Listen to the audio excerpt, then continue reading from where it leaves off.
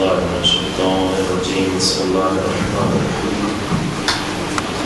الحمد لله رب العالمين، والصلاة والسلام على سيد الأنبياء والمرسلين، خاتم النبيين أبي القاسم محمد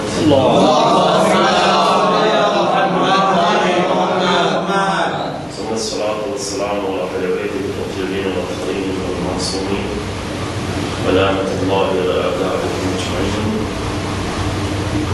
أما بعد، قال أمير المؤمنين علي بن أبي طالب عليه الصلاة والسلام: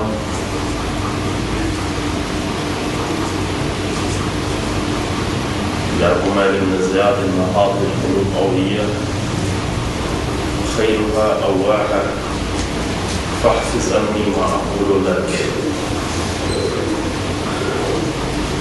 آیا کے سامنے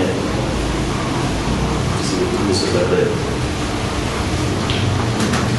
شب وفات پیغمبر اکرم صلی اللہ علیہ وسلم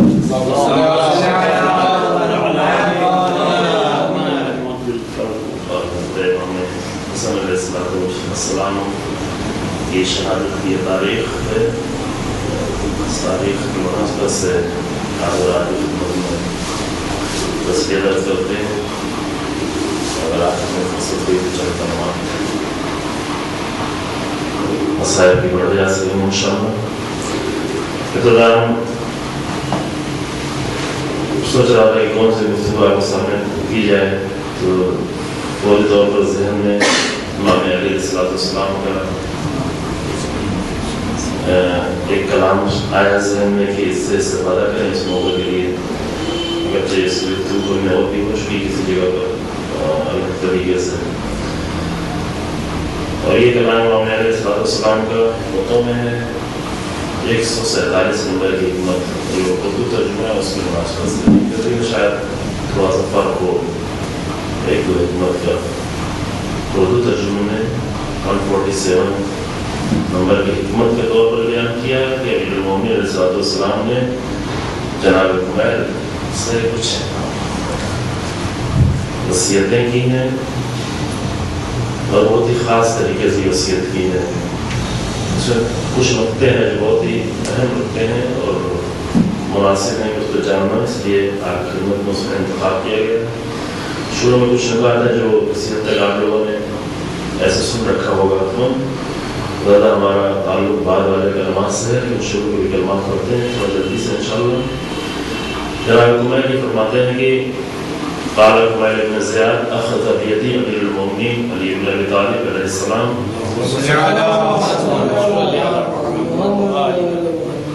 فاخرجنی الی الجبان فلما اسحر تنفس السعداء ثم قال. جناب قمیر خود یہ روایت کرتے ہیں کہ امام علی علیہ السلام نے میرے ہاتھ کو پکڑا اور مجھے پکڑ کر لے کے چلے. فاخرجنی الی الجبان، پھر نکلے باہر، شہر سے باہر نکلے اور قبرستانوں کے درمیان سے ہوتے ہوئے، جو قبرستان کا علاقہ تھا وہاں سے گزرتے ہوئے وہاں جب پہنچے فلما اسحر، پھر جب آپ صحرا میں پہنچ گئے یعنی بستی سے باہر نکل گئے صحرا میں آ گئے، تنفس السعداء، تو ایک گہری سانس لی امام نے، لمبی آہ، سادہ نہیں آہ کے طور پر ایک آہ بھری امام علی علیہ السلام نے، اور آہ بھر کے ثم قال، امام نے فرمایا یا قمیر بن زیاد، یا قمیر ان هذه القلوب قویہ فخیرها اواها. اے قمیر یہ جو قلوب ہیں، قلوب سے مراد انسان یعنی روح انسانی. اس آپ صحت مند واقف ہوں گے کہ جہاں بھی اسلامی لٹریچر میں، اسلامی تعلیمات میں جہاں پر قلب یا قلوب کی بات آتی ہے، اس سے مراد دل نہیں ہوتا بلکہ اس سے حقیقت انسانی اور روح انسانی وہی روح جس کے لیے کہا گیا کہ فَإِذَا نَفَخْتُ فِيهِ مِنْ رُوحِي، جس کا وارث انسان ہے روح پروردگار. ورنہ قلب جو ہے عام طور سے قلب سے ہمارا ذہن جاتا ہے فوراً دل میں جو ایک عزم موجود ہے جس کا کام خون کو پمپ کرنا اور سکون دوسرے رگوں تک پہنچانا. اس مراد دینی تعلیمات میں اور قرآن میں اور روایات میں قلب کے وساطت سے مراد یہ بالکل نہیں ہے، بلکہ اس سے مراد وہی روح انسانی اور حقیقت انسانی ہے جو انسان کے وجود کا مرکز ہے. امام کہتے ہیں کہ ان الناس، امام کہتے ہیں نہاد القلوب اولیاء، یہ روح انسان کی یہ ایک ظرف ہے جس کو انگریزی میں ترجمہ کیا کنٹینر ہے، تو جس کے اندر کوئی چیزیں آ سکتی ہیں. فخیرها اواها، بہترین ظرف یہ ہے، یعنی بہترین انسان کا ظرف وہ ہے کہ جس کے اندر وسعت زیادہ ہو، تنگ نہ ہو، تنگ نظر نہ ہو، تنگ ذہن نہ ہو، تنگ فکر نہ ہو. کیونکہ بہت سارے مسائل انسان کی اس لیے پیدا ہوتے ہیں کہ انسان تنگی دکھاتا ہے، تنگی کی وجہ سے. اور یہ اس کی طرف متوجہ کرنے کے بعد ان کلمات میں بہت سارے نقطے اچھے پوشیدہ ہیں، لیکن تھوڑا جلدی گزریں گے تاکہ بہت زیادہ وقت نہیں کیا جائے اس ٹائم میں. کیونکہ یہ دن ہیں آپ کو استفادہ کرنا، زیادہ تھکان بھی نہ ہو، مجلسیں ہو رہی ہیں. اور فرماتے ہیں امام کی فخیر اللہ، بہترین قلب، بہترین روح انسان وہ ہے کہ جو زیادہ وسعت کی مالک ہو، جس میں زیادہ وسعت ہو. فاحفظ عنی ما اقول لک، لہذا اے قمیل جو میں تم سے کہتا ہوں اب اسے یاد کرو. یعنی اگر تم اپنے قلب کو بھی بہترین قلب بنانا چاہتے ہو تو میری اس نصیحت کو جو میں کرنا چاہ رہا ہوں، ما اقول لک، کہ تم سے کہہ رہا ہوں، میرے کہے ہوئے کو محفوظ کر لو. فاحفظ عنی، یہ مجھ سے، میری طرف سے یہ چیز محفوظ کر لو. کیا نام فرماتے ہیں الناس ثلاثہ، لوگ تین طرح کے تقسیم جو امام علیہ السلام نے ایک تقسیم یہاں پر ایک تقسیم آخر میں لی ہے. یہ پہلی تقسیم جو امام نے فرمائی الناس ثلاثہ، لوگ تین طرح کے، تین گروہ ہیں. فعالم ربانی، ایک گروہ ہے جو عالم ربانی ہے. عالم ربانی سے مراد یعنی جس کے صبح و شام زندگی، جس کے اوپر الہی رنگ ہو، جیسے قرآن کی وہ آیت ہے کہ صبغۃ اللہ ومن احسن من اللہ صبغۃ، الہی رنگ. اور الہی رنگ سے بہتر کون سا رنگ ہو سکتا ہے؟ انسان کی زندگی کے سب سے بہت ہی خوبصورت آیتوں میں سے یہ قرآن کی ہے، بڑا اچھا موضوع ہے. الہی رنگ، صبغۃ اللہ، الہی رنگ. ومن احسن من اللہ صبغۃ، اور الہی رنگ سے بہتر کوئی رنگ نہیں. کون سا رنگ ہو سکتا ہے جو اللہ کے رنگ سے، الہی رنگ سے؟ انسان کی زندگی کا الہی رنگ، انسان کی زندگی کا الہی رنگ. کیونکہ اگر انسان کی زندگی کا رنگ الہی رنگ نہیں ہوگا تو پھر کوئی دوسرا جو رنگ ہوگا وہ بہت ہی نامناسب رنگ ہوگا. اور الہی رنگ بھی اتنا مضبوط، اتنا پختہ رنگ ہوگا کہ دوسرے رنگ اس پہ چڑھنے نہ پائے گا. انسان میں یہ رنگ بہت مضبوط اور بہت ہی پختہ رنگ نہیں ہوتا. جیسے دیواروں کو اگر ایک نیا رنگ چڑھایا جاتا ہے، پرانے رنگ کے اثرات کو ختم کرنے کے لیے اس کو صاف کیا جاتا ہے، گندگی دور کی جاتی ہے تاکہ نیا رنگ اچھا روشن چڑھے. اگر وہ ساری گندگی کے ساتھ نیا رنگ چڑھا دیا تو وہ بھی گندا ہو جاتا ہے. پر دوسرے سارے رنگ ہٹائے جائیں اپنی زندگی سے تو اس کو پر الہی رنگ صحیح چڑھتا ہے. اور الہی رنگ مضبوط رہنا چاہیے، کیونکہ اگر مضبوط رنگ الہی نہیں ہو، کمزور رنگ ہو، تو دوسرے لوگ خود ہی اس پر آگے اپنا رنگ چڑھا دیتے ہیں. یعنی اس گروہ میں اس گروہ میں گروہوں کا رنگ چڑھتا ہے، پارٹیوں کا رنگ چڑھتا ہے، احزاب کا رنگ چڑھتا ہے، بہت سارے رنگ انسان پر چڑھنا شروع ہو جاتے ہیں. سب سے بہتر ہے انسان اپنی زندگی کے الہی رنگ کو اتنا مضبوط کر لے کہ کوئی دوسرا اس پہ اپنا رنگ چڑھانے ہی نہ پائے. بہت بڑی مشکل معاشروں کی ہے کہ انسان جو اپنا رنگ کھو بیٹھتا ہے، یا رنگ جو بہت اچھا نہیں چڑھا ہوتا. میں زیادہ تشریح نہیں کر سکتا. جناب ابراہیم جو ہے، جناب ابراہیم 16 سال کی عمر تھی جب جناب ابراہیم نے جا کر بت توڑ ڈالا. جناب ابراہیم کی عمر زیادہ ہے، کافی زیادہ عمر ہے. اس نے کعبہ بنایا جناب ابراہیم نے کچھ 120 سال کی عمر میں، اس سے بھی کچھ زیادہ عمر میں. لیکن بت توڑنے والا کام جناب ابراہیم نے 16 سال کی عمر میں، بالکل نوجوان، ایک جوان جو پورے اپنے وطن میں، اپنی بستی میں، اپنے علاقے میں تنہا، بالکل جس کا گھر اس کا ساتھ دینے کو تیار نہیں، جس کے پاس پلا ہے وہ خود جناب ابراہیم کا سب سے زیادہ مخالف. لیکن جناب ابراہیم کا الہی رنگ اتنا مضبوط تھا کہ الہی رنگ کی بنیاد پر وہ کسی طرح شرک کو برداشت نہیں کر پا رہے تھے. اور نہ صرف یہ کہ خود برداشت نہیں کر پا رہے، جب انہوں نے بتوں کو توڑ دیا. ایک نقطہ ہے جو کہ تفصیل میں دوسری جگہوں میں بیان کرتا ہوں، یہاں سے اشارہ کر کے آپ لوگوں نے تفصیل تو بیان کرنے کی ضرورت نہیں ہے. جب بتوں کو توڑ دیا تو قرآن میں جو بتایا گیا مجھے کہ سب لوگ جب پلٹے وہاں سے تو پلٹنے کے بعد سب نے ایک زبان ہو کر کہا کہ یہ کام ابراہیم سے ہو سکتا ہے. اس ایک جملے میں بہت ہی خوبصورت منظر پوشیدہ ہے. سب نے مل کے کہا کہ یہ کام جو ہے ابراہیم کے سوا کسی اور کا کام نہیں، صرف ابراہیم کا کام ہے. اس میں دو چیزیں، ایک تو ابراہیم خود اتنا واضح تھے، یعنی ایک ان کے اوپر کوئی رنگ اور ایک ہی رنگ تھا، اتنا واضح رنگ تھا جناب ابراہیم کا الہی رنگ، اتنا کلیئر رنگ تھا کہ کسی نے کوئی شک نہیں کیا کہ شاید دوسرا بھی ہو سکتا ہو، شاید دوسرا بھی ہو سکتا ہو، شاید کسی نے توڑا ہو.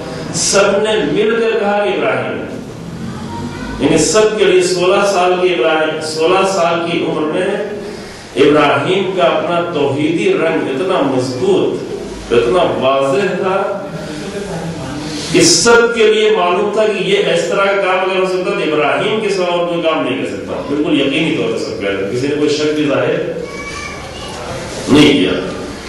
تو یہ اس کو کہتے ہیں عالم الربانی، جس کی زندگی پر الہی رنگ ہو اور کوئی رنگ نہیں ہو، نہ جماعت کا رنگ ہو، نہ وطن کا رنگ ہو، نہ نیشنلزم کا رنگ ہو، نہ قومیت کا رنگ ہو، نہ جس بستی میں رہا اس بستی کا رنگ ہو، نہ اس کے کلچر کا رنگ ہو، نہ مجبوریوں کا رنگ ہو. بہت سارے رنگ جو بنا لیتے ہیں انسان، ان رنگوں کی بنیاد پر کچھ نہیں کرتے. یہاں فرمایا کہ عالم وہ ہے اس کے اوپر الہی رنگ ہو. الہی رنگ یعنی جو بھی اللہ کے دین کا تقاضا ہے، جو اللہ کا تقاضا ہے اسے انجام دیتا چلا جاتا ہے. کہ یہ 3 گروہ میں سے ایک گروہ، جو بہترین گروہ یہ گروہ. یہ امام علیہ السلام اس لیے نہیں کہہ رہے کہ عالم الربانی سے مراد ائمہ علیہ السلام انبیاء ہے. اگر انبیاء اور ائمہ ہے تو جناب کمیل سے بتانے کی ضرورت ہی نہیں ہے. اس میں کوئی شک نہیں کہ سب سے بڑے عالم ربانی انبیاء اور ائمہ ہی ہیں. لیکن کمیل کو اس لیے بتایا جا رہا ہے، کہا جائے اس کو یاد کر لو اے کمیل، اس بات کو فحفظ عنی ما اقول، جو میں کہہ رہا ہوں اس کو اچھی طریقے سے یاد کر لو، تاکہ یا خود عالم ربانی بنو یا دوسرے لوگ یہ حدیث جہاں جہاں تک پہنچے عالم ربانی، یعنی ایسے عالم کی ان کے اوپر الہی رنگ ہو. اگر یہ نہیں ہے تو دوسرا گروہ ہے. دوسرا گروہ ہے متعلم علی سبیل النجات ہے. دوسرا گروہ ہے کہ جو اگر عالم کی منزل تک نہیں پہنچا ہے، ابھی اتنا الہی رنگ اس کے اوپر نہیں چڑھ پایا ہے، اس راستے میں وہ چل رہا ہے، الہی رنگ اپنے اوپر چڑھا رہا ہے، راہ نجات کا متعلم ہے. چاہے وہ کسی عمر میں ہو، چاہے وہ زندگی کے کسی مرحلے میں ہو، چاہے وہ کسی کام میں ہو، لیکن اصلی کام اس کا کیا ہے؟ اگر وہ عالم نہیں ہے. اب عالم سے آپ کے ذہن میں نہیں جائے کوئی امامہ لگائے ہوئے، کوئی باقی سب ساری چیزیں واضح ہیں انشاءاللہ آپ لوگوں کے لیے. یعنی ایک ایسا انسان کہ وہ کسی بھی کام میں مشغول ہو، کچھ بھی کر رہا ہو، لیکن اوپر رنگ اس کا الہی رنگ چڑھا ہو، یہ ہوا عالم ربانی. اور اگر یہ نہیں اس کے اوپر تو متعلم ہے سبیل نجات کا، راہ نجات پر وہ متعلم ہے، تعلیم حاصل کر رہا ہے، آگے بڑھ رہا ہے. یہ نہیں کہ کبھی آیا اور کبھی چلا گیا، مسلسل جو ہے سبیل نجات کا متعلم ہے. یہ نہیں کہ مثلا ماہ رمضان میں آیا پھر عید کے دن بالکل نکل گیا، یہ نہیں کہ محرم میں آیا پھر دوسرے دنوں میں بالکل باہر نکل گیا. کہ اگر یہ 2 گروہ نہیں ہے انسان، ان 2 گروہوں میں اگر انسان نے اپنے آپ کو شامل نہیں کر پایا ہے، تیسرا گروہ مجبور ہے وہ تیسرے گروہ میں آنے کی. تیسرا گروہ جو ہے اس کی صفت جو ہم بیان کرتے ہیں وہ عجیب و غریب. تیسرا گروہ یہ وحمج رعاء. تیسرا گروہ جو ہے وہ ایک ایسے مثال کے طور پر جیسے بھیڑیاں ایک آواز پر ہر طرف دوڑنے والوں کا ناپ پر جو وہ گروہ ہے کہ جو ہر پکارنے والے کے پکار پر آ جاتا ہے. اس کو ہر چیزیں اچھی لگتی ہیں، ہر باتیں اچھی لگتی ہیں، جب بھی کہیں سے آواز اٹھتی ہے وہاں پہنچ جاتا ہے، ہر جگہ پہنچ کر اسے سنتا ہے. کہ یہ وہ ان لوگوں گروہ ہے کہ جن کی صفت یہ ہے کہ یمیلون مع کل ریح، جو ہر ہوا کے جھونکے میں اپنے آپ کو موڑ لیتے ہیں، چاہے جو بھی ہو، چاہے وہ کسی بھی جگہ پر ہو، کسی منصب پر ہو، کسی مقام پر ہو. اگر انسان ایسا ہے کہ وہ ہر ہوا کے جھونکے میں خود کو موڑتا چلا جاتا ہے، اس کا کوئی اپنا اسٹینڈ نہیں ہوتا، اس کا کوئی اپنا رنگ نہیں ہوتا. رنگ میں بھی آپ کے سامنے آ گیا، کوئی اس کی مضبوط موقف، اس سے کوئی مضبوط موقف نہیں ہوتا. تو یہ نہ عالم ربانی میں ہے، نہ یہ متعلم میں ہے، بلکہ اس تیسرے گروہ میں ہے کہ اس کے نام کہتے ہیں ہمجن راؤ. ہمجن راؤ کی صفت امام نے پہلی صفت یہ ہے کہ یمیلون مع کل ریح، ہر ہوا کے جھونکے میں اپنے آپ کو موڑ لیتے. میں نے اس کے اندر اتنا فلیکسیبل ہے کہ وہ ہر ہوا کے جھونکے پر دیکھ. کہیں پر فلیکسیبل ہونا اچھی چیز ہے کہ جہاں انسان حق کے سامنے اپنے آپ کو اور حالات کو صحیح کرنے کے لیے، معاشرے کو صحیح کرنے کے لیے، لیکن وہ اگر ہر ہوا کے جھونکے میں انسان اپنے آپ کو موڑنے لگے تو یہ انسان کے لیے خطرناک ہو جاتا ہے. یہ مشکلات بہت بڑی جو مشکلات ہمارے درمیان میں موجود ہیں. لم یستطیعوا بنور العلم، وہ تیسرا گروہ ایسا ہے کہ اس کے بعد علم کی روشنی سے اس نے استفادہ نہیں کیا. ممکن ہے علم حاصل کر لیا ہو، ممکن عالم کے لباس میں پہن لیا ہو، ممکن ہے اس کے بعد بہت سارا علم آ گیا ہو، ممکن ہے کہ دوسروں سے سن کے وہ اس کے بعد علم آ گیا ہو، لیکن نور علم سے زیادہ خود کو نہیں پہنچائی. ممکن ہے ذہنوں تک جو بہت ساری چیزیں یاد کر لی ہوں، لیکن لم یستطیعوا بنور العلم، علم کے نور سے اس نے اپنے آپ کو روشن نہیں کیا ہے. ولم یلجأ الی رکن وثیق، اور اس نے کسی مضبوط سہارے پر بھروسہ نہیں کیا. اس کا کوئی ٹھکانہ نہیں ہے مضبوط، کوئی مضبوط ایسا اس کا ٹھکانہ نہیں اس پر بھروسہ کر کے وہ سمجھ سکے کہ کہاں کون سی چیز حق ہے، کون سی چیز باطل ہے. ایک بہت بڑی صفت جو انسان کے لیے بہت ہی اہم صفت ہے وہ یہ ہے کہ وہ بصیرت کے مرحلوں کو طے کرتے کرتے ایک ایسے مقام پر پہنچ جائے کہ جب اس کو حق و باطل سمجھ میں آنے لگے. خاص کر آج کل اس ایسے زمانے میں کہ جہاں پر ہر طرح طرح کے باطل کو طرح طرح کے رنگ میں ڈھال کر اس کو حق بنا کر پیش کیا جاتا ہے. واقعی مشکل کام ہے. اگر باطل خود باطل بن کے آیا تو اتنی مشکل نہیں، انسان آسانی سے اس کو پہچان لیتا ہے، فوراً سمجھ لیتا ہے کہ یہ باطل ہے، یہ حق ہے. لیکن باطل تو بھی ایسا کام، ایسی غلطی کے کام نہیں کرتا. باطل جب آتا بھی ہے تو اپنے آپ کو باطل کہہ کر نہیں آتا، بلکہ حق کا کوئی لباس پہن کر آتا ہے، حق کا کوئی چولا اوڑھ کر آتا ہے، حق کا کوئی رنگ اپنا کے آتا ہے، حق سے کچھ نزدیک ہو کے آتا ہے. اور ایسے وقت میں انسان کو اگر سمجھ لے، یعنی ایک رکن وثیق سے اس کا بھروسہ ہے، جس کو قرآن میں قرآنی تعبیر جس کو فرقان کہتے ہیں. قرآن کو بھی فرقان کہا گیا ہے. قرآن ایک صفت انسان کے اندر پیدا کرتا ہے. قرآن سے انسان کا رابطہ ہو، قرآن کے اصولوں سے اگر انسان کا رابطہ ہو، ایک صفت انسان میں پیدا ہو جاتی ہے قرآن کے رابطے سے کہ اس کے اندر فرقان پیدا ہو جائے. فرقان یعنی ایسی صفت پیدا ہو جاتی ہے کہ جو حق و باطل کے درمیان میں آسانی سے فرق کر سکے. فوراً سمجھ جائے گی جب بھی کوئی باطل کتنا ہی حق کے رنگ میں، کتنا ہی حق کا لباس پہن کے آنا چاہے، لیکن اس میں اگر باطل چھپا ہو انسان فوراً سمجھ جائے کہ یہ باطل ہے اور یہ حق ہے. اس کے لیے ایک بہت ہی مضبوط رکن کی ضرورت ہے، بہت مضبوط بھروسے کی ضرورت ہے جس پہ انسان ٹکا ہو. جس کو کہا گیا کہ ایسے علماء سے انسان کے ارتباط ہو، قرآن سے ارتباط، اہل بیت سے ارتباط، رسول اللہ کی حدیث ہے اسی ارتباط کے لیے ہے کہ اگر انی طالب فیکم ثقلین، ہم دو چیزیں تمہیں بہت ہی ثقلین، بہت ہی بھاری، بہت ہی مضبوط چیزیں چھوڑ کے جا رہے ہیں. ایک جملہ کبھی عرض کرنا وہ کرتے ہیں کہ ہم سمجھتے ہیں کہ رسول اللہ جو ہے وہ قرآن کی اہل بیت کی فضیلتیں بیان کر رہے تھے. رسول اللہ فضیلتیں، قرآن کی فضیلت، اہل بیت کی فضیلت نہیں بیان کر رہے تھے. رسول اللہ قیامت تک کے انسانوں کی ایک ضرورت بیان کر رہے تھے. آج ہماری ضرورت، سب سے بڑی ضرورت ہماری کیا ہوگی؟ رسول اللہ نے وصیت کی تھی کہ ہماری زندگی میں فرق کرنا مشکل ہو جائے، نہیں سمجھ پا رہا انسان تو پلٹے کہاں، پلٹنا ہے انسان کو قرآن کی طرف اہل بیت طرف، اور اپنے آپ کو چیک کرے قرآن و اہل بیت کے ذریعے سے کہ کتنا قرآن و اہل بیت کے ساتھ وہ چل رہا ہے. چیک کرنا زندگی میں. اگر آپ لوگ زیارت کرنے جائیں، تہران میں شہر میں ایک زیارت ہے، امامزادے ہیں جناب شاہ عبد العظیم حسنی، امام حسن اسلام کی اولاد میں سے، لیکن فقیہ بھی ہیں، صرف امامزادے نہیں بلکہ ایک بڑے عالم فقیہ ہیں. ان کی زیارت میں یہ نقطہ بہت ہی خوبصورت ہے کہ وہ امام کے کہنے پر آ کر شہر میں رہا کرتے تھے اور تبلیغ کرتے تھے اور لوگوں کو دین بیان کرتے تھے.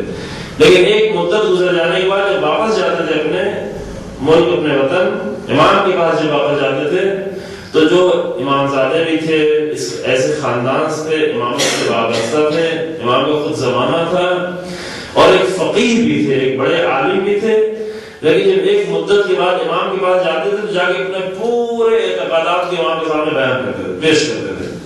کیوں پیش کرتے تھے؟ اس لیے کہ اتنے مدت تک میں دور رہا ہوں کہیں اس کے اثرات ہم پر نہ پڑے ہوں.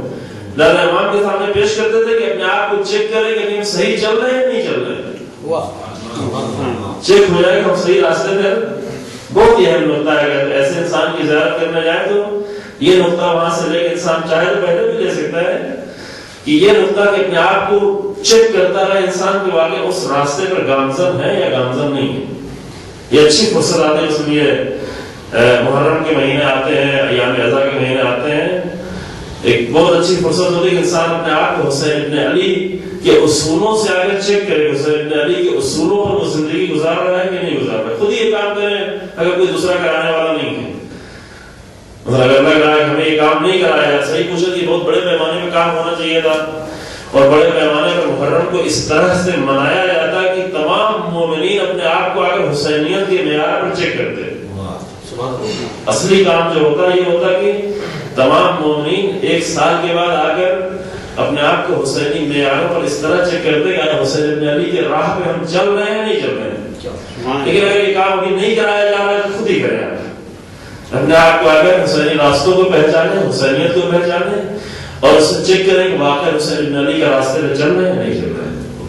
یہ کام انسان کو کرنے کی ضرورت ہوتی ہے. ایک رکن وسیع کی رکن وسیع ہے، کربلا ایک رکن وسیع ہے، عزاداری ایک رکن وسیع ہے، حسین ابن علی کی یاد ایک رکن وسیع ہے.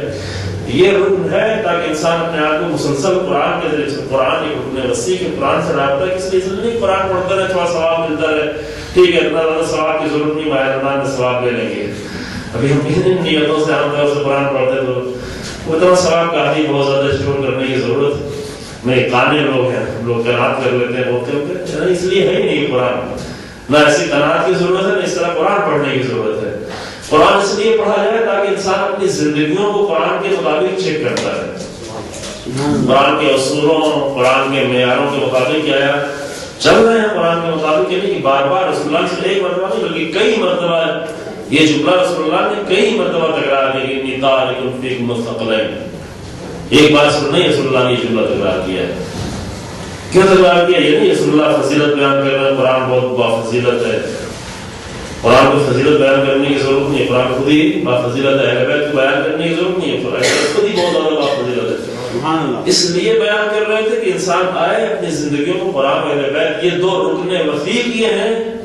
اگر ان رکن وسیع سے انسان بھروسہ نہیں کرتا تو اس کی یہی حالت ہوگی، ہم جو راہ کی حالت ہوگی. ہم جو راہ یعنی کہ جو بھی آیا اور آگے اس نے بلایا، ایک پکار دی اور اس کے اوپر دوڑ پڑا، سب اچھا لگتا ہے، ہر بات اچھی لگتی ہے، ممبر پہ آگے جو بات بیان کر دیا ہے سب فرق ہی نہیں کر پاتا کہ اس میں صحیح کیا ہے غلط کیا ہے. کس لیے کہ رکن وسیع نہیں انسان کے پاس. اس لیے نہ عالم ہے، نہ عالم ربانی ہے، نہ متعلم علی سبیل نجات ہے، حتماً مجبور ہے تیسرے گروہ میں آنے کے. تیسرے گروہ کا کام یہ ہے کہ اس کو ہر چیز اچھی لگتی ہے. بہت اہم مقدار ہے جناب علیہ السلام نے سب کو نہیں بیان کیا، جناب میسن کو بیان کر رہے ہیں. جناب میسن کو خاص کر پکڑ کے یہ مسجد مدینہ میں کھڑے ہو کر، یہ کوفے کی مسجد میں کھڑے ہو کر امام نے سب کے درمیان میں خطبہ نہیں دیا ہے. ہوتا بھی ایک ایسا دور ہے کہ اس خطبہ سب کے درمیان میں یہ دیا جا سکتا ہے جملہ. انشاءاللہ کبھی توفیق ہو اس کی پوری کسی اشرے میں تفصیل سے اس کی گفتگو کی جائے اور بیان کیا ہے.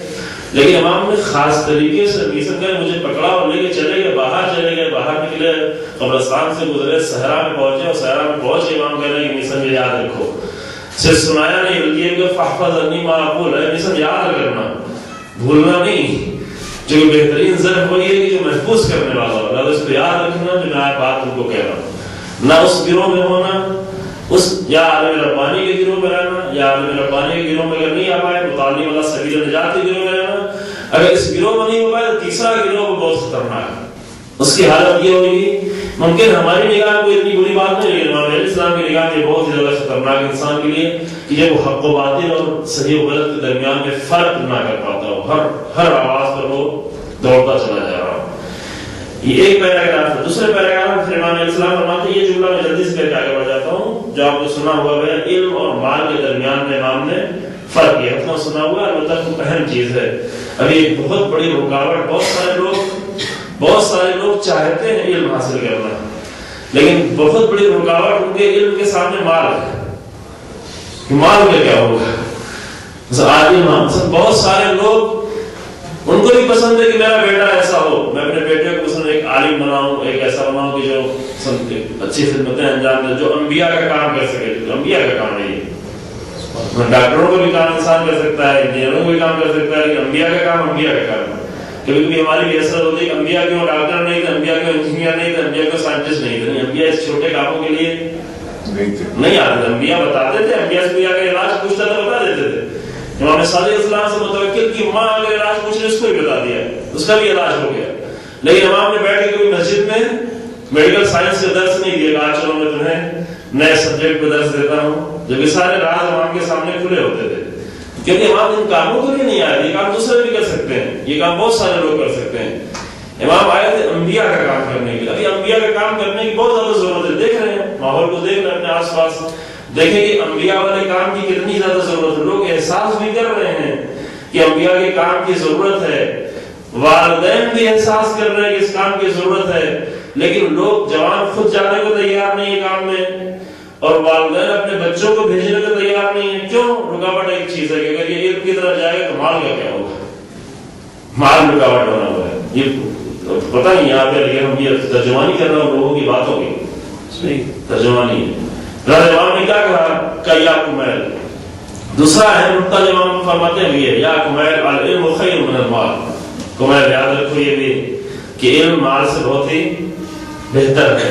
العلم یحرس کا ترجمہ کر کے آگے بڑھ جاتا ہے جلدی جلدی، اور اس میں بھی بہت نقطے. العلم یحرس کا وانت تحرس المال، علم تمہاری حفاظت کرتا جائے گا، علم تمہاری حفاظت کرتا ہے اور تم کو مال کی حفاظت کرنی پڑتی ہے. دیکھیں وجہ بھی بتائی امام نے، صرف نقطہ نہیں بیان کر دیا بلکہ یہ طریقہ تھا ائمہ علیہ السلام کا، انبیاء علیہ السلام کا طریقہ تھا کہ کسی چیز کی طرف بلاتے تھے تو اس کے اثرات کو بیان کر کے. بشیر اور نذیر کے معنی بھی یہی ہے. بشیر نذیر کے بڑا معنی جو ہے کہ ہم بشیر نذیر کے معنی یہ سمجھتے ہیں کہ اگر جنت کی بشارت دے تو جہنم سے ڈرا رہی ہے. بشیر نذیر کے بہت چھوٹا سا معنی ہے کہ یہ ظلم ہم عربی میں بہت سارے الفاظ کے ساتھ کرتے ہیں، بڑے لفظ کو بہت چھوٹا کر دیتے ہیں.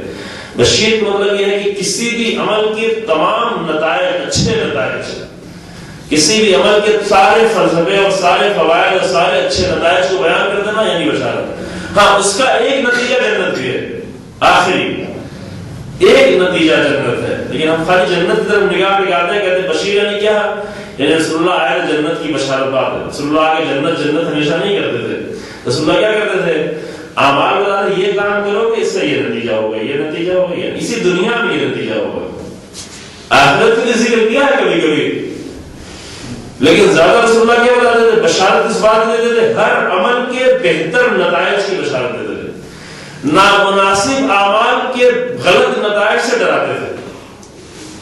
جو طریقہ ہونا چاہیے انسان کا اپنی زندگی ہوتا، اپنے باپ بیٹے کی ہدایت کرنا چاہتا ہے، باپ بیٹے کو راہ راست پہ لانا چاہتا ہے، ایک گروہ دوسرے گروہ کو لانا چاہتا ہے. طریقہ کیا؟ طریقہ وہی جو انبیاء کا طریقہ تھا. پھر کوئی طریقہ کو سوچنے کی ضرورت نہیں، صرف انبیاء کے طریقوں کو سوچتے چلے جائیں، اس کو امپلیمنٹ کرتے چلے جائیں، وہی کافی ہے. اس سے بڑھ کے ہمیں کچھ کرنے کی ضرورت نہیں ہے. کیا ایک کام کیا کرتے تھے وہ انبیاء؟ سارے کے سارے بشیر و نذیر تھے. آ کر پوری حدیثیں کو اٹھا کے پڑھ ڈالیں، حدیثوں میں سب یہی جگہ جگہ ملے گا، یہ کرو گے تو اس کا نتیجہ یہ ہے، اس کا یہ نہیں یہ کرو گے تو اس کا وہ. ابھی ہم نے زیادہ لگا دی کہ یہ کرو گے تو اس کا وہ ثواب ہے، یہ کرو گے اس کا وہ ثواب ہے، اس کو یہ کرو. وہ بھی کہیں کہیں بیان کیا ہے لیکن نادانوں کے لیے بیان کیا ہے. یہ بھی ہے وہ لوگ جو دین کو ابھی نہیں سمجھ سکتے تھے، جن کا اتنا شعور نہیں تھا کہ صحیح نتیجوں کو وہ سمجھ سکے، تو ان کے لیے یہ لالچ کے طور پہ کہتے تھے چلو ہاں تم آگے یہ کام کرو، دھیرے دھیرے بعد میں یہ بھی سمجھ لیں گے. چونکہ نئے نئے سے مسلمان ہوئے تھے، 2 ہی سال میں زیادہ مسلمان ہوئے تھے آخری 2 سالوں میں. پہلے تو مسلمانوں کی تعداد کوئی زیادہ نہیں تھی. فتح مکہ کے بعد 8ویں صدی ہجری کے بعد 2 سال میں آخر میں مسلمانوں کی تعداد بہت تیزی سے یدخلون فی دین اللہ ہے افواجا. فتح مکہ کے بعد ہوا ہے. پہلے رسول اللہ کی 21 سال کی زندگی ہے جو رسالت کے اعلان کی زندگی ہے، اور اس کے بعد 40 سال کی زندگی. وہ 61 سال میں رسول اللہ کی زندگی کے کتنے لوگ مسلمان تھے؟ بس تھوڑے سے مکے سے آئے تھے اور بہت تھوڑے سے مدینے میں تھے، تھوڑے سے اطراف میں ہو گئے تھے. لیکن جب مکہ فتح ہو گیا تو مکہ فتح ہونے کے بعد پھر پورا عرب تیزی سے مسلمان ہونا شروع. کیسے مسلمان ہوا؟ وہ بھی سمجھ کے نہیں مسلمان ہو رہا ہے. دیکھا کہ ابو سفیان نے بھی جا کر بیعت کر لی ہے، رسول اللہ کی طاقت بڑی ہو گئی ہے، تو وہ جو قبیلوں کے سردار تھے وہ یا ڈر کے مارے یا لالچ کے مارے یا کسی بھی وجہ سے آ کے رسول اللہ کے سامنے اسلام لاتے تھے. وہ آ کے مسلمان ہوتے تھے، پورا قبیلہ بھی سمجھ کے نہیں ہوتے تھے. سردار نے جو کیا ہم بھی کرتے تھے، سردار کفر پکڑا ہے ہم بھی کفر پکڑے. سردار کو پرستی کر رہا ہے تو ہم بھی کریں گے، سردار مسلمان ہو گیا تو ہم بھی اس طرح کے مسلمان تھے۔ اب اس طرح کے مسلمانوں کو بہت سارے راز نہیں بیان کر سکتے تھے رسول اللہ، لیکن پھر بھی بہت سارا بیان تمام ان لوگوں کہتے ہیں ہاں چلو اس میں یہ ثواب، اس میں یہ جنت، لالچ دیتے تھے تاکہ آؤ آ جاؤ گے، بعد میں تمہیں مزہ بھی جب اس کا مل جائے گا دین بھی سمجھ لو گے۔ جیسے ہمیں تبرک کا ایک فلسفہ یہی ہے کہ تبرک یعنی تاکہ غیر لوگ تبرک کی لالچ میں آئے، پھر آئے یہاں پر حسینیت سیکھ کے جائیں، حسینیت دین سیکھ کے جائیں۔ ابھی ہم لوگوں نے بالکل کیا کیا، وہ تبرک کو بھی پکا پکا کے خود ہی کھا لیتے ہیں، کہتے یہ تبرک فلاں کو نہیں دینا، یہ نظر فلاں کو نہیں دینا، یہ نظر فلاں کو نہیں دینا۔ یہ حال اس لیے نہیں ہے نظر تبرک یہ دوسروں کو اس کی لالچ سے بلایا جائے، آئے تبرک کی لالچ میں، لیکن لے کے یہاں سے حسینیت جائے، دین نہیں۔ مطلب کچھ نظریں ایسی کہ یہ مرد بھی نہیں کھا سکتے، جناب زہرا کی نظر سے کوئی مرد مومن بھی نہیں کھا سکتے، نہیں کھا سکتے۔ واقعی پتہ نہیں آپ کیا ہے کہ نہیں ایسا، لیکن ہم لوگ یہ سارے جناب زہرا کی خود اپنے ہاتھ کی پکائی ہوئی روٹی دے دی گئی، کس کو دی گئی؟ اسیر کو۔ چلو اگر کہتے ہیں مسکین کو دی گئی کہتے ہاں مسلمان ہو گئے، یتیم کو دی گئی کہا یہ بھی مسلمان ہو گئے۔ جناب زہرا کے ہاتھ کی پکی ہوئی روٹی اسیر لے کے چلا گیا ہے۔ اسیر کون ہے؟ اسیر تو مسلمان نہیں ہو سکتا۔ تو جب جناب زہرا کے اپنے ہاتھ کی روٹی تھی وہ لے جا کے جناب زہرا نے اسیر کو دے دیا۔ ابھی ہم کہتے نہیں جناب زہرا کی نظر یہ مرد مومن بھی نہیں کھانے والا۔ یہ ساری چیزیں کیوں ہیں بھائی؟ دین کے صحیح رخ سے نہ دیکھے جا رہی، اس میں مثالیں جو ہیں وہ بہت بڑی باتوں کے لیے مثالیں ہیں۔ یہ اس کا فلسفہ یہ تھا کہ کسی طرح سے انسان دوسروں کو بلائے اس لالچ میں تاکہ وہ آگے سمجھ کے جائے۔ رسول اللہ نے بعض جگہوں پہ ثواب یہ ساری چیزیں بیان کی، لیکن اصل چیز یہ نہیں ہے۔ اصل اس کے فلسفے ہیں جو دین میں پائے جاتے ہیں اور جس کی بشارت بھی دیتے تھے، جس سے ڈراتے بھی تھے، وہ جنت و جہنم نہیں بلکہ اس دنیا میں جو دین کے اثرات پڑتے ہیں انسان پر۔ ابھی ہم نے دین کو صرف آخرت کے لیے سمجھ رکھا ہے، اس لیے دین کے کسی بھی اثر سے محروم ہو گئے اس دنیا میں۔ دین کا پہلا اثر انسان کی دنیا میں ہے، دنیا کے اثر کے نتیجے میں آخرت کا اثر ہے۔ دنیا میں صحیح اثر پڑا مگر ہمارے بزرگ استاد کے لیے وہ دین جو انسان کو دنیا میں کامیاب کر سکے وہ آخرت میں بھی کامیاب نہیں کر پائے گا۔ دین جو دنیا کے انسان خراب کر دے وہ آخرت بھی کچھ بنا نہیں پائے گا۔ دین کو اس طرح پیش کریں، دین اسلام ہے، دین کوئی کرسچینٹی نہیں ہے، دین کوئی بدھزم یا ہندوئزم نہیں ہے۔ اسلام مثلا بہت ہی حسین، بہت ہی معتدل، بہت ہی تمام پہلوؤں کو لے کر چلنے والا، جس صراط مستقیم جس کو کہتے ہیں۔ فرمایا کہ العلم یحرسک وانت تحرس المال، علم جو ہے تمہاری حفاظت کرے گا ظلمات سے، خطرات سے، طوفانوں سے، گمراہیوں سے، ہر راستے سے علم تمہاری حفاظت کرے گا، اور تم مال کما کے بیٹھے سے مال کی حفاظت کرنے میں لگ جاؤ۔ ایک انسان کے گھر میں کچھ نہ ہو، آرام سے ایک کنڈی بند کرتا نکل جاتا ہے، چلو کوئی بات نہیں۔ ایک انسان کے گھر میں بہت ساری چیزیں بنی ہو، اب وہ سارے 10 تالے لگانے کے بعد کوئی ان سے کہتا ہے، کوئی ان سے کہتا ہے، کوئی اس فکر ہوتا ہے کہ یہاں لگا تو کرنا ہے، اتنا سارا بھرا ہوا ہے، کیا کرے؟ ایک مسافر خالی ہاتھ جا رہا ہے، کوئی پرواہ نہیں، ادھر بھی جاتا ہے ادھر بھی جاتا ہے، ٹہلتا ہے گھومتا ہے۔ لیکن ایک آدمی بہت ساری چیزیں لے کے اپنے ساتھ میں سفر کر رہا ہے تو وہ بیچارہ اپنی ضرورت کو بھی پورا کرنے کے لیے اٹھنا اس کے لیے مشکل ہوتا ہے، کہیں غائب ہو جائے گا، مشکل ہو جائے گی، کہاں ہے۔ ایک بہت چھوٹا جملہ اسے نجم الآغا میں کچھ شروع کے خطبات میں ہے، سید رضی نے جو اس جملے کو پڑھا تو جھوم، یعنی وہ جو لفظ استعمال کیا ایسا لگتا ہے جھوم رہے ہیں۔ سید رضی جو ہے وہ امام فرماتے ہیں کہ فإن الغایۃ امامکم، موت تمہارے سامنے ہے اور پیچھا کرتے آ رہی ہے۔ ایک چھوٹا سا بات، تخففوا تلحقوا، بس 2 لفظ ہیں، تخففوا تلحقوا۔ یہ لفظ پڑھ کے سید رضی کیا کہتے ہیں کہ کسی بھی لٹریچر میں، کسی بھی زبان میں ایسا جملہ کہ جو سننے کے اعتبار سے اتنا چھوٹا سا ہو، معنی کے اعتبار سے اتنا بڑا جملہ بھائی نہیں۔ کیا ہے؟ ہلکے ہو جاؤ، معنی کیا ہے؟ ہلکے ہو جاؤ، ملحق ہو جاؤ، اپنے آپ کو ہلکے کرتے چلے جاؤ، اتنا اپنے ساری طرف جو ہے زنجیریں نہ باندھو، ہلکے کرتے چلے جاؤ تاکہ ملحق ہو جاؤ، ملحق ہو جاؤ۔ بہت ہی عظیم جملہ ہے، بہت ہی عظیم جملہ ہے۔ یہ سب انسان جو ہے مال سے اپنے آپ کو باندھ لیتا ہے تو نتیجہ کیا ہوتا ہے؟ پھر نہ اپنی حفاظت کر پاتا ہے، صرف مال کی حفاظت میں، مال کی حفاظت کرتے کرتے خود کو مار ڈالتا ہے، ختم کر دیتا ہے خود کو۔ والمال تنقصه النفقہ والعلم یسقل الانفاق، مال جو ہے جتنا خرچ کرتا چلا جائے گا انسان اتنا ہی خرچ ہوتا چلا جائے گا، علم کو جتنا خرچ کرتا چلا جائے گا اتنا ہی بڑھتا چلا جائے گا۔ سبحان اللہ۔ زکوٰۃ یزکو یعنی زکات، زکات کے معنی ہے کسی چیز میں نمو پیدا کرنا. ویسا بھی جو زکات دی جاتی ہے انسان سمجھتا ہے ہم نے دے دیا ایک چیز، لیکن دین کہتا ہے کہ نہیں تم نے دیا نہیں، تمہارا بڑھ گیا ہے، تمہارا کچھ گیا نہیں بلکہ تمہارے پاس بڑھ گیا ہے، تم غلط سمجھے ہو. رسول اللہ کے گھر میں قربانی ہوئی تھی، لوگ آتے گئے دیتے گئے، آخر میں معلوم کچھ بچا ہے، یعنی کچھ اور بھی لوگ آئے ہوں گے تو مثلا بیوی کسی بیوی نے اظہار کیا کہ میرے تھوڑا سا بچا ہوا ہے، سب دے دیا. کہا نہیں، جو دے دیا وہی بچا ہوا ہے. یہ جو ہے وہ تو وہی انسان جو خود کھا لے وہ نہیں بچا، وہ تو ختم ہو گیا، لیکن جو دے دیا وہ بچا ہوا. قرآن کہتا ہے ما عندکم ينفد وما عند اللہ باق، جو تمہارے پاس ہے وہ ختم ہو جائے گا، فنا ہو جائے گا، لیکن جو اللہ کے پاس پہنچ گیا، دیا ہے تم نے فقیر کو. لیکن جناب موسیٰ نے کہا کہ موسیٰ میں آیا تھا تمہارے پاس، تم نے کیوں میرا خیال نہیں رکھا؟ کہ اللہ تو آیا تھا، اللہ کا ہاں آیا تھا، تو آیا تھا اللہ کا ہاں میں آیا تھا. تو کیسے کہا کہ فقیر آیا تھا نا تمہارے پاس، تم نے کیوں اس کا خیال؟ جو دے دیا انسان نے اللہ کو دے دیا، فقیر بھی آپ نے دیا. تو البتہ اس سے مراد یہ نہیں کہ فقیری سسٹم کو ہم ترجیح دینا چاہتے ہیں، ترویج کر رہے ہیں، نہیں. یہ تو اگر اسلامی حکومت اس میں فقیر کی کوئی گنجائش نہیں رہ جاتی. کسی بھی راہ میں خرچ کر دینا وہ ہمیشہ باقی رہ جاتا ہے، باقی جو ہے وہ ختم ہو جاتا ہے. مال و تنقص النفقہ، جتنا نفقہ کرے انسان مال خرچ ہوتا جائے گا. والعلم یزکو والانفاق، علم جو ہے انفاق کے نتیجے میں جتنا خرچ کرے گا اتنا علم انسان کو واقع ہے. علم بڑھانا سے خرچ کرے. ایک مجلس میں اگر ایک علم کا نقطہ سنے انسان تو فوراً جا کر اپنے بچوں کو بیان کر دے، جا کر اپنی بیوی کو بیان کر دے. اگر نہیں بیان کرے گا تو خود آپ کے ذہن سے نکل جائے گا، ختم ہو جائے گا، نہیں واقع رہے گا. دوستوں کو لے جا کر بیان کر دے. خیر ایک اچھی چیز، پہلے زمانے میں لوگ پوچھتے تھے کہ کیا سنا گیا، ابھی کچھ بھی چونکہ ایسی باتیں نہیں رہتی کہ پوچھی جائے کیا پڑھا گیا کیا سنا. بہار ایسے ہو گیا، لیکن پہلے زمانے میں نہیں ہوتا تھا کہ پوچھا جاتا. یہ کام کرنا چاہیے انسان کو. جیسے ایک نقطہ علم کا ضرور نہیں کہ درس کو تبھی بیان کرے، نہیں، جہاں بھی ایک نقطہ انسان نے اچھا سن لیا ہے، مثلا جناب کمیل کی امام علیہ السلام کی وصیت سن لی، دو چار نقطے انسان کو سمجھ میں آگے جا کے دوسروں کو بیان کر دے، ساتھیوں کو بیان کر دے، پکڑ کے بیان کر دے، دوسروں کو بیان کر دے، غیر مومن اس کو بھی بیان کرے. مثلا ایک انسان جو ہے وہ سنیما جا رہا ہوتا ہے، پکڑ کے لے جاتا ہے، نہیں لے جاتا. برا کرنے والا جو برائی کرتا ہے چار لوگوں کو ساتھ لے کے جاتا ہے، چلو ہم بھی. سگریٹ پینا ہوتا ہے، کہتے چلو اکیلے پینے میں مزہ نہیں آتا، تم کو بھی پلائیں گے. کسی کو ڈرگس لینے ہوتے ہیں، کہتا ہے اکیلے کا ڈرگس لینا، چلو تم بھی چلو.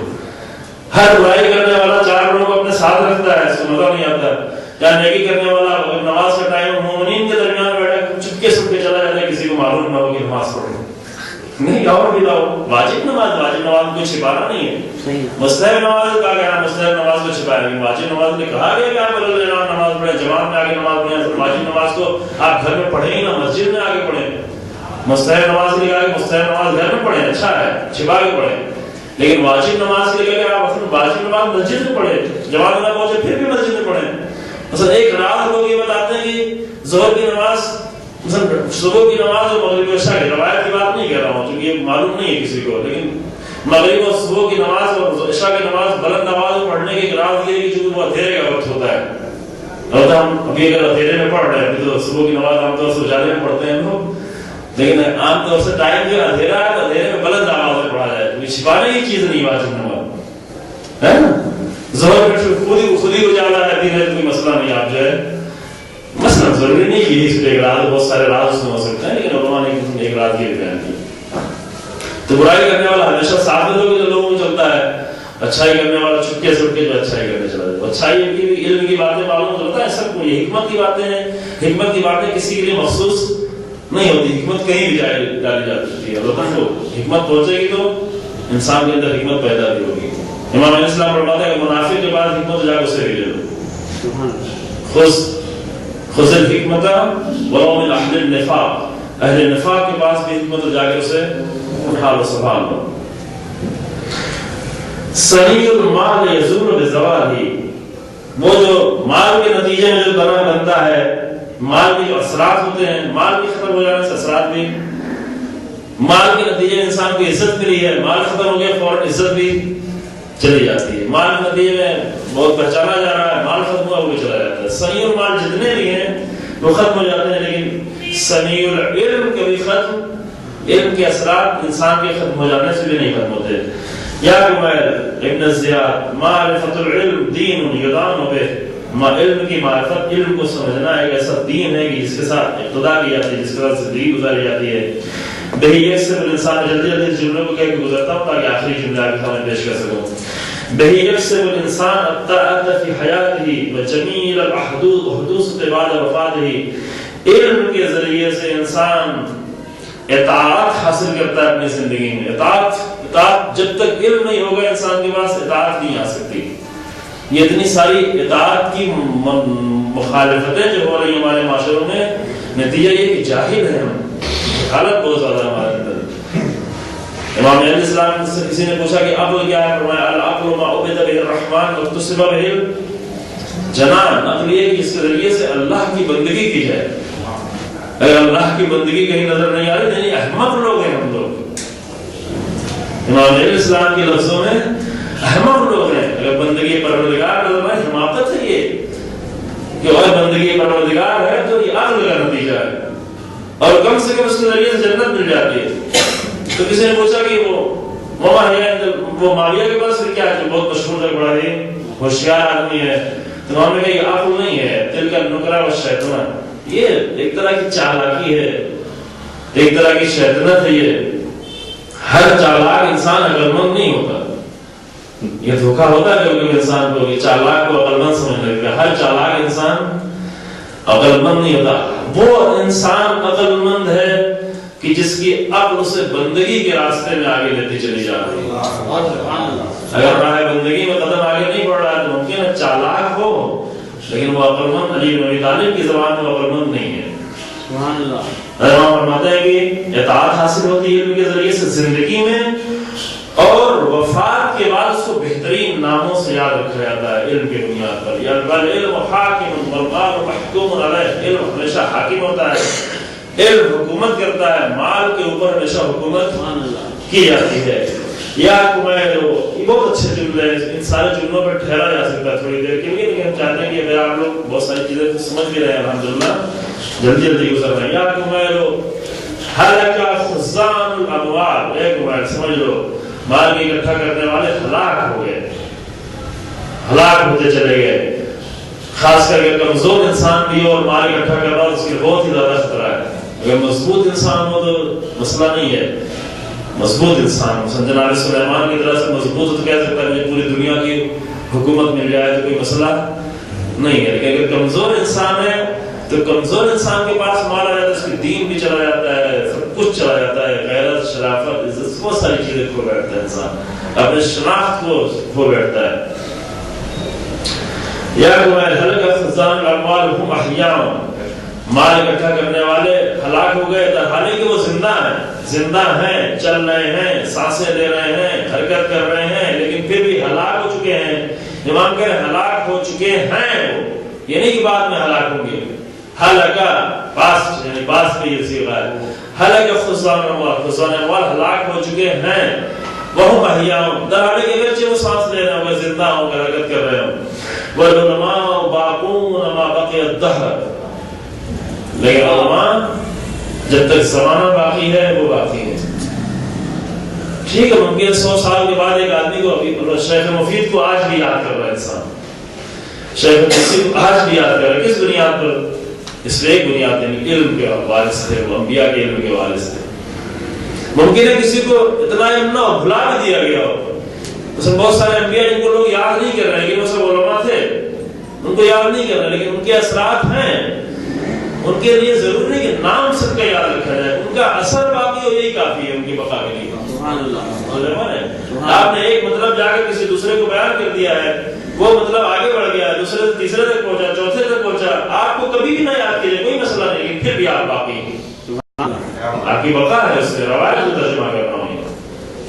علم کا ایک نقطہ، حکمت کی ایک بات، دین کی ایک بات آپ کے ذریعے سے کسی تک پہنچ گئی ہے، آپ نہ بھی رہیں پھر بھی وہ آگے بڑھتی جائے گی، وہ نہیں رکنے والی ہے. اس کا سلسلہ آگے جاری رہے گا، پھر آپ باقی ہیں. سبحان اللہ. آپ ختم نہیں ہوئے. فرمایا کہ والعلماء باقون ما بقي الدهر. جب تک زمانہ باقی ہے علماء باقی ہیں. وامثالهم في القلوب موجودہ. آیانهم مفقودہ. ان کے جسم مفقود ہو جاتے ہیں، آیا ان ظاہری چیزیں ان کے جسم محفوظ ہو جاتے ہیں وامثالهم فی قلوب موجودہ، لیکن ان کی یاد لوگوں کے دلوں میں باقی رہ جاتی ہے. ہاں اب اس کے بعد یہ جملہ جو آپ نے سنا ہوا ہے، ہاں ان ہاں ہونا لعلما جما، اور اے کمیل دیکھو خبردار، اور میں دیکھو اے کمیل یہ میرا سینہ اشارہ کیا، بیچ میں بریکٹ میں جملہ ہے، میں کمیل نے کہا اشارہ بیدہی الی صدرہ. امام نے، یہ جناب کمیل کہہ رہے ہیں، امام نے اپنے سینے کی طرف اشارہ کیا اور اشارہ کر کے کیا فرماتے ہیں، ہاں ان ہاں ہونا علما جما، یہ میرا سینہ علم سے بھرا ہوا ہے، علم کا خزانہ موجود ہے. لو اصبت لو حملہ، اے کاش کی اس کا حامل کوئی مل جائے، اس کا کوئی اٹھانے والا مل جائے. کہ آسان نہیں علی کے طالب کی بلکہ تمام ائمہ کی ایک بہت بڑی حسرت اور علم کی ہمیشہ کی حسرت، آج نہج البلاغہ کی حسرت ہے. امام علیہ السلام کی حسرت تھی، آج نہج البلاغہ کی حسرت ہے. آج نہج البلاغہ کی کتاب پکار کے کہہ رہی یہ میرا سینہ بھرا ہوا ہے علم سے، لیکن کوئی اٹھانے والا نہیں اٹھانے والا. آج قرآن پکار کہہ رہی یہ علم سے بھرا ہوا ہے لیکن کوئی اٹھانے والا نہیں. یہ حسرتیں ہر وقت علم کی ہمیشہ ہے. لو سب تو حملہ، ایک آج اس کا اٹھانے والا مل جائے. اب یہ نقطہ میں آپ کے سامنے یہ جو ہے یہ قسمت آپ کے سامنے بیان کرنا چاہتا تھا، اصلی مطلب. پھر ہم کہتے ہیں بل اصبت، ہاں ہمیں کچھ لوگ ملے. یہاں بہت توجہ کریں گے. امام کیا فرمایا، ان ہاں ہونا علما جما لو اصبت رحم اللہ، یہ میرا سینہ علم سے بھرا ہوا ہے کہ کاش کہ مجھے کوئی اٹھانے والا مل جائے. امام فرماتے ہیں ملے مجھے کچھ لوگ، لیکن کیسے ملے یہ ایک تقسیم امام نے کی ہے. ایک تقسیم پہلے گزر چکی، یہ دوسری تقسیم ہے. اس دوسری تقسیم میں وہ تقسیم بھی بہت ہی اہم تقسیم ہے. فی الحال میں اس کی طرف زیادہ توجہ دلانا چاہتا ہوں کہ مانو بل اصبت لیکن غیر معموم علیہ، مجھے کچھ لوگ ملے جو بہت ہی لبن تھے. لبن یعنی بہت ہی ہوشیار لوگ تھے، سمجھدار لوگ تھے. ان کی ذہنی صلاحیتوں کو دیکھیں تو بہت ہی تیز لوگ تھے، لیکن غیر معموم علیہ، تیز تھے، ہوشیار تھے، سمجھدار تھے، بات کو جلدی کیچ کر لیتے تھے، بات کو جلدی سمجھ لیتے تھے، لیکن قابل بھروسہ نہیں تھے. تو سمجھا ایک گروہ یہ ہوتا ہے، بہت علم ہو، بہت علمیت سے ان کی انسان متاثر بھی ہو جائے، لیکن قابل بھروسہ نہ ہو انسان، بھروسہ کرنا مشکل. حتیٰ علمی حلقوں میں، حتیٰ ہم اپنے گروہ کی بات کریں اس میں بھی سب میں زیادہ امام کو ایسے لوگوں سے سابقہ تھا جو ہم اس گروہ کے تعلق رکھنے والے تھے. کا حسن مغیرہ ابن شعبہ بہت علم حاصل کیا تھا، لیکن امام نے فرمایا کہ اس نے جتنا علم حاصل کیا ہے اپنے گناہوں کی تعبیر کے لیے علم حاصل کیا ہے، اپنے گناہوں کی توجیہ کر سکے. جو آپ کے پاس علم نہیں ہوتا تو سادہ انسان ہوتا ہے، ہر چیز سے ڈرتا ہے، اللہ سے ڈرتا ہے، اللہ سے خوف زیادہ ہوتا ہے. لیکن اگر علم آ جائے اور علم کے ساتھ ساتھ وہ پاکیزگی نہ ہو انسان میں، قابل بھروسہ نہ ہو، تو علم کے ذریعے سے اپنے گناہوں کی توجیہ کرتا ہے. ہاں یہ کر رہے ہیں تو اس کی وجہ یہ ہے، یہ کر رہے ہیں اس کی وجہ یہ ہے، یہ وجہ کر رہے ہیں. ایک طالب علم کا واقعہ سنا ہو کہ بہت ہی اس پہ عبادت بھی، علم کا شوق تھا، علم حاصل کرنے کا شوق تھا، عبادتیں کرتا تھا، نماز شب پڑھ کے پڑھتا تھا. اس کے بعد میں بھیج دیا اس کو حوضے پڑھنے کے لیے، وہاں گیا پڑھ کے کچھ دن بعد جب پڑھ کے پڑھتا تو نماز صبح کا وقت زیادہ ہوتا جا رہا ہے لیکن سو رہا ہے. اس کے بعد میں جگایا کہ تم تو نماز شب پڑھتے تھے، میں نے تم کو حوضے میں بھیجا نا علم حاصل کرنے کے، نماز صبح کی قضا کر رہے. تو خود سونے والے مکلف نہیں ہے انسان، حالت نیند میں سونے والا تو مکلف نہیں ہے. کیا اگر ایسا علم کرنا چھوڑو، حوضہ آ جاؤ، وہی تمہارا پہلے والا وہی زیادہ بہتر تھا. تو ایسا نہیں ہے. مغیرہ ابن شعبہ جیسا علم نہیں ہوتا کہ انسان کیا کرتا ہے، علم کے ذریعے سے توجیہ کرتا ہے، علم آ جاتا ہے لیکن قابل بھروسہ انسان نہیں ہوتا. کسی وقت بھی تبدیل ہو سکتا ہے، کسی وقت اپنا رنگ بدل سکتا ہے. جب رنگوں والی بات شروع میں کی، رنگ بدل دینا، وہ جلدی سے انسان جو ہے رنگ تبدیل کر دیتا ہے.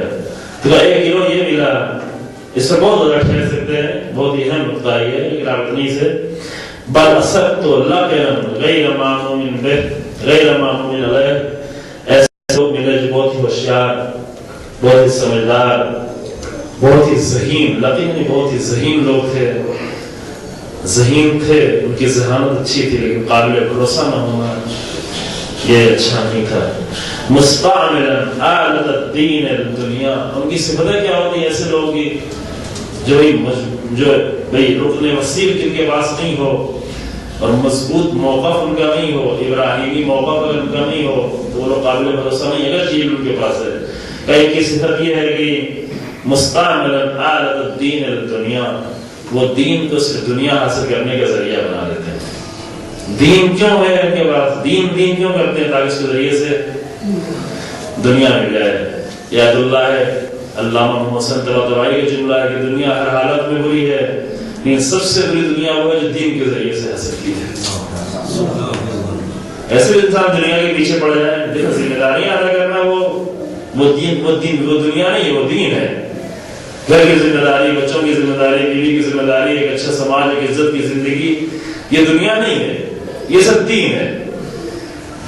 لیکن اگر انسان واقعی دنیا کے پیچھے پڑ جائے، دنیا کے پیچھے پڑنا یعنی کیا؟ دین کی ساری چیزوں میں چھوڑتا چلا جا رہا ہے، پیچھے ڈالتا جا رہا ہے اور ہوا سے بڑھتا چلا جا رہا ہے، یہ برا ہے، بہت برا ہے۔ لیکن اس سے کہیں زیادہ برا ہے یہ کام انسان دین کے نام پہ کر رہا ہو، یہ سب بہت زیادہ برا ہے۔ اور میں اس بات یہ کہ مستعملا آلۃ الدین الدنیا، دین کو استعمال کرتے ہیں آلہ بنا کے، دین ایک ذریعہ ہے دنیا کو حاصل کرنے کا۔ ومستظہرا بنعم اللہ علی عبادہ، اور اللہ کی نعمتیں جو انہیں مل گئی ہیں ان نعمتوں کے ذریعے سے اللہ کے بندوں پر آ کر احساس غرور کرتے ہیں، اظہار کرتے ہیں، اپنے فخر کا اظہار کرتے ہیں۔ دی نعمتیں اللہ نے انہیں، ان نعمتوں کے لے کر آ کر اپنا غرور، اپنے فخر کا اظہار کرتے ہیں اللہ کے بندوں پہ۔ وَبِحُجَجِهِ عَلَىٰ أَوْلِيَائِهِ، اور اللہ کی دی ہوئی حجتوں کے ذریعے سے آ کر اولیاء خدا پر آ کر استظہار کرتے ہیں۔ ایک گروہ یہ پہلا گروہ بہت توجہ کرے اس مسئلے پر، جو اہم مسئلہ ہے۔ یہ آج یہ ایسی گفتگو نہیں کہ امام علیہ السلام نے 1400 سال پہلے جناب کمیر سے کی، امام علیہ السلام آج بھی یہی بات کہہ رہے ہیں، شاید آج زیادہ کہہ رہے ہیں، جو پہلے زمانے میں شاید اتنا زیادہ نہیں تھا، ایسا کم لوگ تھے مغیرہ ابن شعبہ جیسے، لیکن آج مغیرہ ڈھونڈے تو بہت مل جائیں گے۔ پہلے زمانے میں سامری ایک ملتا تھا، لیکن آج سامری ڈھونڈے تو ہر طرف سامری مل جائیں گے۔ یہ جملے امام علیہ السلام کے آج بہت زیادہ اہمیت اختیار کر چکے ہیں، اور شاید جتنا زمانہ آگے بڑھتا جائے اتنی زیادہ ان جملوں کی اہمیت بھی بڑھتی جائے گی۔ علی بن ابی طالب کے کلام ہے، فرماتے ہیں ایک گروہ یہ ملا جو لقین تھا، ذہین تھا، لیکن ناقابل بھروسہ۔ دوسرا ایک گروہ ملا او منقادا لحملۃ الحق لا بصیرۃ له فی احنائہ، ایک دوسرا گروہ ملا بہت ہی منقاد ہے، بہت ہی مطیع ہے، ہر بات کو مان لینے والا ہے، ہر بات کو سن لینے والا ہے، اطاعت کے اعتبار سے اس کے اندر کوئی مشکل نہیں ہے، حق کو قبول کرنے میں کوئی مشکل نہیں ہے، لیکن اس کے بعد بصیرت نہیں، سمجھ نہیں۔ اس گروہ کے پاس سمجھ زیادہ تھی لیکن قابل بھروسہ نہیں تھا۔ ایک دوسرا گروہ ہوتا ہے جس کے پاس اطاعت کرنے کا جذبہ ہوتا ہے کہ میں نے مولا نے کہا ہے کہ میں بھی کرتا ہوں، صرف یہ جان میں غلط بھی کوئی آگے کہ مولا یہ چاہتے تو وہ بھی کرنا شروع کر دیتا ہے۔ کیوں کرنا شروع کر دیتا ہے؟ اس لیے بصیرت نہیں، منقاد ہے۔ بہت سارے مومنین ہمارے واقعی منقاد ہیں، ان کی مشکل منقاد ہونا نہیں ہے، امام علیہ السلام کا رابطہ ان کا ہے، اہل بیت سے رابطے میں کوئی مشکل نہیں ہے، وہ واقعی اچھی چیز ہے، اہم چیز ہے، لیکن مشکل ان کی کیا ہے؟ مشکل یہ کہ بصیرت نہیں۔ بصیرت نہ ہونا امام علیہ السلام کی نگاہ میں دونوں گروہ ایک جیسے ہیں، بلکہ کبھی کبھی یہ گروہ زیادہ خطرناک ہو جاتا ہے۔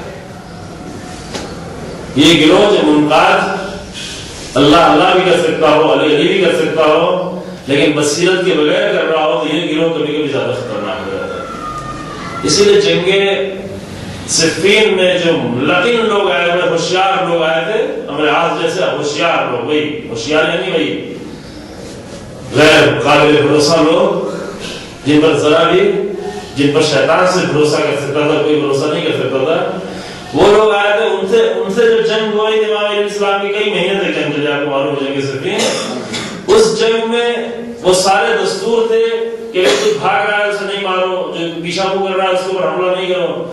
امر عاص خود جو ہے اس نے آگے اپنا لباس اتار دیا، امام نے اسے بھی چھوڑ دیا اسی جنگ میں، جنگ صفینی میں۔ امر عاص جیسے انسان کو امام نے چھوڑ دیا. وہ لقین لوگ تھے، بیکار لوگ، ہوشیار لوگ تھے لیکن بیکار لوگ تھے. پھر بھی امام نے ان کے لیے رعایتیں دیں. لیکن یہ جنگ نہروان جو تیسری جنگ ہوئی، جنگ نہروان میں سب سجدے کرنے والے، سب عبادتیں کرنے والے، سب دیندار لوگ، سب رات رات میں جگنے والے لوگ، سب منقاد لوگ، اللہ کے منقاد اور مطیع لوگ تھے لیکن بے بصیرت لوگ تھے. ان کی مشکل کیا تھی؟ بے بصیرتی ان کی مشکل تھی. وہ دشمن کے ہیلوں کو نہیں سمجھتے، وہ نہ دشمن کے ہیلوں کو سمجھتے تھے نہ اپنے امام کو سمجھتے تھے، نہ اپنے رہبر کو سمجھتے تھے نہ دشمن کو سمجھتے تھے. ان کی مشکل یہ تھی. بصیرت نہ ہونے کی بنیاد پر ادھر بھی مشکل آتی ہے، اپنوں کو بھی نہیں سمجھایا جاتا، دوسروں کو بھی نہیں سمجھایا جاتا. غیر بھی نہیں سمجھ پاتا انسان اپنے کو، نہ امام علیہ السلام کو سمجھ پائے نہ امیر شام کو سمجھ پائے. امیر شام کے فتنوں کو نہیں سمجھ پائے، امام علیہ السلام کی ہدایتوں کو نہیں سمجھ پائے. کیوں؟ اس لیے کہ منقاد تھے لیکن بصیرت نہیں تھی. ان کی عبادتوں میں کوئی کمی نہیں تھی. تو جنگ نہروان میں آئے تو پھر بھی رات رات جنگ کی عبادتیں کرتے تھے. منقاد تھے وہ، ان کی مشکل یہ تھی. تو جنگ صفین میں امام نے رعایتیں دی تھی کہ وہ سارے قانون جاری رہے ہیں، لوگوں کو حملہ نہ کیا ہے، جو بچنا چاہے اس کو بچنے دیں. لیکن جنگ نہروان میں ایسے منقاد لوگ آئے، امام نے کہا ان میں سے ایک ایک کو ڈھونڈ ڈھونڈ کے سب کو مارو، کوئی بچ کے جانے نہ پڑا. خود مارا سب. بڑی مشکل سے 9 لوگ سے فرار کر پائے تھے پوری جنگ سے. اور جنگوں میں کوشش ہوتی تھی کم سے کم لوگ مارے جائیں. لیکن جنگ نہروان میں جو اپنے لوگ تھے سب اپنے لوگ تھے. سب جنگ نہروان میں سارے وہ لوگ تھے جو جنگ صفین میں امام علیہ السلام کے لشکر میں تھے، اپنے تھے. چند مہینے پہلے امام السلام کے لشکر میں امام کے ساتھ جنگ کر رہے تھے، قربانیاں دی تھی، زخم کھائے تھے. بہت سارے لوگ اپنے بھائیوں کو، باپ کو، بیٹوں کو شہید کیا. وہ لوگ آئے تھے لیکن بے بصیرت لوگ تھے. تو بے بصیرت لوگوں کا فتنہ دشمنوں کی فتنے سے کہیں بڑا ہو جاتا ہے. امیر شام بھی بڑا فتنہ تھا، قرآن میں بھی بڑا نیزوں کو بلند کر کے بڑا فتنہ بلند کیا تھا. لیکن اس فتنے سے زیادہ بڑا فتنہ کیا ہو جاتا ہے کہ جب مطیع و منقاد لوگ ہوں، اللہ اللہ کہنے والے ہوں، علی علی کہنے والے، لیکن بصیرت کے بغیر یہ کام کر رہے ہیں. سبحان اللہ. یہ زیادہ خطرناک ہو جاتا ہے. تو امام نے کہا کہ ہاں ایک گروہ اور ملا، یہ منقاد گروہ ملا. یہ منقاد گروہ کی صفت کیا تھی؟ امام فرماتے ہیں ان کی پہلی صفت یہ تھی کہ ان کے اندر لا بصیرت اللہ فی احناء، ان کے اندر بصیرت نہیں تھی. ينقدح الشک فی قلب لأول عارض من شبهة، کوئی بھی شک آگے ڈال، سمجھ کے گئے ہیں جیسے فیلڈ میں پہنچے، جیسے باہر پہنچے، کسی نے لا کے تھوڑا سا شک ڈالا، سب کچھ سبق ختم ہو. ایک بات سمجھائی گئی لیکن جیسے کسی نے آگے تھوڑا سا اول عارض، پہلے ہی مرحلے میں ڈھیر ہو جاتے ہیں. کوئی بھی شک و شبہ لگا، ارے ایسا ہو گیا، ارے ایسا ہو گیا، سب ختم. ایک مجلس بڑی اچھی سے سن گئے، ایک تقریر بڑی اچھی سے سن گئے، سب سمجھ گئے، آگے دوسری طرف سے کوئی ایک شبہ ڈالا گیا، ختم ہو گیا، سب ختم، ساری کوشش بیکار چلی. یہ خطرناک ہے، یہ بہت خطرناک ہے. اول ينقدح الشک فی قلبه لأول عارض من شبهة، جیسے شبہ آتا ہے پہلے ہی مرحلے میں، جیسے شبہ آتا ہے، جیسے شک پیدا ہوتا ہے، فوراً پھر ہو جاتے ہیں، ختم ہو جاتے ہیں. کیوں ختم ہو جاتے ہیں؟ دیندار لوگ ہیں، دین چاہتے ہیں، واقعی دین ہے. امام کہہ رہے ہیں کہ دین چاہتے ہیں. منقاد لوگ ہیں بالکل جو ہے اطاعت کرنے والے لوگ دین چاہتے ہیں، لیکن یہ سارا کام کیوں ہوتا ہے؟ بے بصیرتی کی بنیاد پہ ہوتا ہے. شکوک ان کے دلوں میں کیوں جگہ بنا لیتے؟ اس لیے کہ بصیرت نہیں ہوتی ہے ان کے اندر. امام نے کیا جملہ کہا؟ الا لا ولا ساک، دونوں کے امام نے ایک جیسا استعمال کیا. فرمایا الا لا ولا ساک، نہ مجھے یہ گروہ چاہیے نہ مجھے وہ گروہ چاہیے. علی کو ایسے لوگ نہیں چاہیے. علی کو نہ ایسے ہوشیار لوگ چاہیے جو بڑے ہوشیار تو ہوں لیکن قابل بھروسہ نہ ہوں، اور امیر المومنین کو نہ ایسے منقاد لوگ چاہیے کہ یہ اطاعت کرنے کو تیار ہو لیکن بصیرت کے بغیر. کیا فرق؟ ایسے لوگوں کو کیا فرق؟ کیا کریں گے؟ تو ہم نہیں، بیکار لوگ ہیں، دونوں بیکار لوگ، دونوں دین کے کام آنے والے نہیں ہیں، دونوں امیر المومنین کے کام آنے والے نہیں ہیں. ایک تیسرا گروہ بھی انہی دو کے درمیان میں ایک تیسرا گروہ ہے. او منہومن، یہ گروہ بہت بڑا ہے، بہت زیادہ بڑا گروہ ہے. او منہومن باللذہ، وہ لوگ جو لذت کے غلام ہو گئے، صرف لذتیں، زندگی میں جو بھی قدم اٹھاتے ہیں صرف لذت کے لیے اور کوئی کام نہیں. کھاتے ہیں لذت کے لیے، صرف کھاتے ہیں فائدے کے لیے نہیں. کھاتے ہیں طاقت کے لیے نہیں، کھاتے ہیں جسم کے لیے نہیں، کھاتے ہیں لذت کے لیے. سر ہم اپنے معاشروں میں دیکھیں یہ بہت زیادہ ہے. کھانے کا صرف ایک مقصد ہوتا ہے، لذت اس میں ہے کہ نہیں ہے. چاہے وہ مار ڈالے، چاہے وہ قتل کر ڈالے، چاہے وہ سب کچھ کر دے. گھر بناتے ہیں کس لیے؟ سر چھپانے کے لیے نہیں، زندگی گزارنے کے لیے نہیں، چور ڈاکوں سے بچنے کے لیے نہیں، گرمی اور سردی سے بچنے کے لیے نہیں. سر بناتے ہیں تاکہ دیکھیں اس کو دیکھ دیکھ کے لذت، سارا کام لذت والا ہوتا ہے. لگا وہ سادگی کی نظر نہیں آتی. شادیاں کریں گے تو لذت کے لیے، یہ کر دیا انسان کو. جھوٹے فخر کتنی لذت ملتی ہے انسان کو. ارے فلاں نے اتنا خرچ کر دیا، اتنی چھوٹی سی لذت کے انسان اپنے آپ کو جا کے ذلیل بھی کر دیتا تو سننے سے. ان کی پوری زندگی کا پورا سسٹم، اس کا مرکز اور محور جو ہے وہ لذت ہے.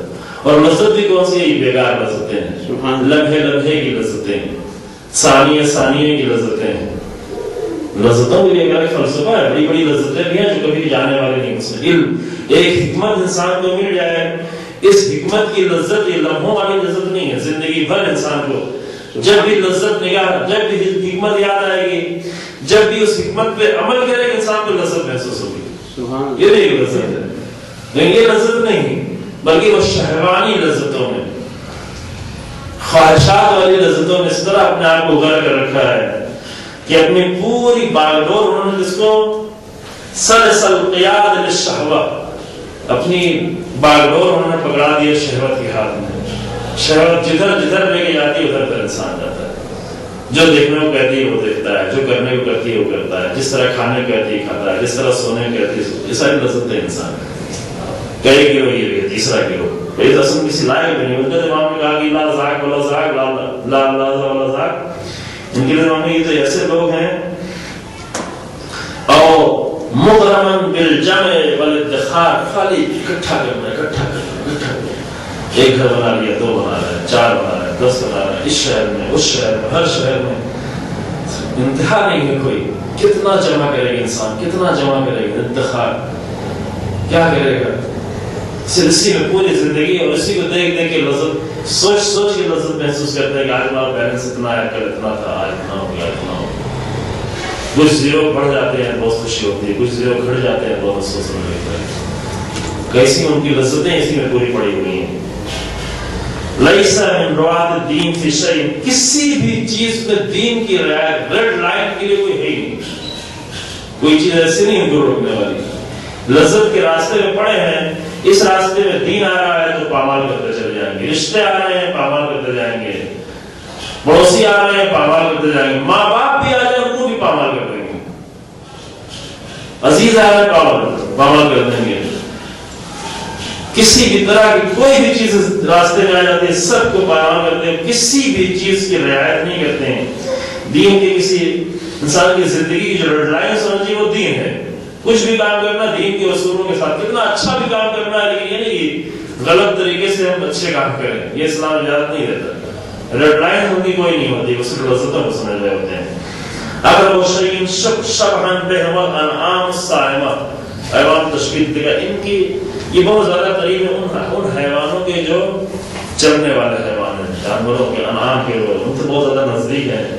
کذالک یموت العلم بموت حاملیہ، اور اس طریقے سے علم جو ہے وہ کیا ہوتا ہے؟ علم کی موت ہو جاتی ہے. ویسے لوگ پیدا ہوتے ہیں علم کی موت ہو جاتی ہے. یہ 3 گروہ ہو گیا. ان 3 گروہ میں سے ہمیں کسی کوئی نہیں چاہیے. نہ لذت پرست انسان چاہیے علی نبی طالب کو، نہ لقین اور ذہین انسان چاہیے جو قابل بھروسہ نہیں ہے، نہ ایسا مطیع و منقاد انسان چاہیے جس کے اندر بصیرت نہیں. تو یہ تینوں گروہ علی نبی طالب کی نگاہ میں امام کی نگاہ کے لائق نہیں ہے. امام ایسے لوگوں کو نہیں چاہتے. کیا کون سا گروہ چاہیے؟ ہاں اس کے بعد ایک گروہ اور ہے، مایوس نہیں ہونا. امام کا کام، رہبر کا کام کیا ہے؟ رہبر کا کام یہ نہیں کہ اتنی منفی باتیں کریں کہ سب کو مایوس کر دیں. کبھی کبھی ہم لوگ ایسا کرتے ہیں کہ ہدایت کی بات کرتے ہیں لیکن سب کو مایوس کر دیتے ہیں. ارے تو کچھ ہو ہی نہیں سکتا، سب ختم ہو گیا، کوئی فائدہ نہیں. اچھے لوگ آگر، جوان لوگ آگر کچھ کرنا چاہتے ہیں، بڑے لوگ آگر مایوس ہو، کیا تم کر رہے ہو؟ ہم سب کر کے تھک گئے، کچھ نہیں کر پائے. تم کیا کرنا چاہتے ہیں؟ نہیں. رہبر کا کام حقیقتوں کو دکھانا ہے. دکھائے انسان، رہبر کا کام یہ ہے کہ حقائق کی نظروں کے سامنے دھوکہ بھی نہ ہو انسان کو کہ نہیں وہ سب کچھ بہت اچھا چل رہا ہے، یہاں تو کوئی مشکل ہی نہیں ہے، یہاں تو سب کچھ اچھا چل رہا ہے، یہ بھی نہیں ہو.